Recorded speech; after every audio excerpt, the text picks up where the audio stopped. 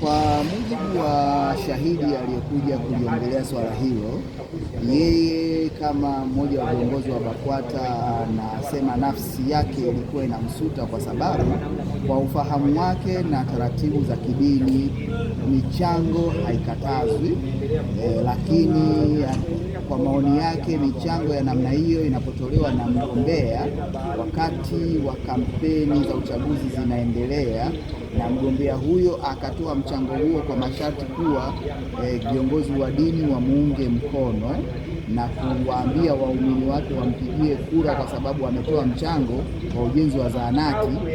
Kwa maoni ya shahidi alikuwa anaona jambo hilo sio sahihi. Tumeuliza maswali kwenye eneo hilo. Lakini pia ambacho tunachopaswa kujua, sisi pia bado tuna nafasi ya kuleta mashahidi wetu. Kwa hiyo kwa namna moja ama nyingine mashahidi watakutana na mahakama itakuja kuamua. Kwa hiyo sisi hatuoni kama kuna changamoto kwenye ushahidi ambao tutauandaa kwetu. Kwa hiyo sisi tunaamini, tumeuliza maswali na wametujibu kwamba mashehe waliokuwepo ni washehe wanaoaminika ambao hawatiliwi shaka kwa namna moja ama nyingine. Lakini pia hayo mambo anasema alitokea mwezi wa 9, anakuja kuyaripoti mwezi wa 7, ni zaidi ya miezi 10 sasa. Sasa tunaona hilo ni shaka kama kweli kuna jambo hilo lilifanyika, na anasema hakuwahi kuripoti hata kwa shehe mkuu wa mkoa, hakuwahi kuripoti hata kwa mufti.